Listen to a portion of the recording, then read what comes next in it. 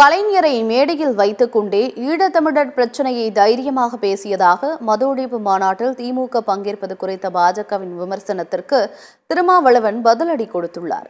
வேலூரில் நடைபெற்ற கட்சியின் கூட்டத்தில் கலந்து கொண்டு பேசிய அவர், கள்ளக்குறிச்சி, மரக்காணம் பகுதியில் கள்ளச்சாராயம் குடித்து உயிரிழந்தவர்களின் குடும்பத்தைச் சேர்ந்த பெண்களின் கோரிக்கையை கருத்தில் கொண்டு அனைத்து தரப்பு மக்களின் குரலாக மது ஒழிப்பு மற்றும் போதை ஒழிப்பு மகளிர் மாநாட்டை நடத்துவதாக தெரிவித்தார்.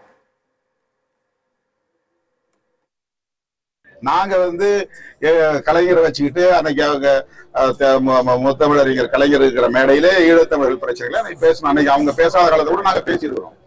திமுக அரசுக்கு நெருக்கடி தருகிற மாநாடு என்று பலரும் விமர்சித்தாலும் கூட அதனை பொருட்படுத்தாமல் இந்த கருத்திலே எங்களுக்கு முழுமையான உடன்பாடு உண்டு, எனவே நாங்களும் உங்களோடு களத்தில் நிற்போம் என்று முன்வந்திருப்பது மிகுந்த நம்பிக்கையை தருகிறது.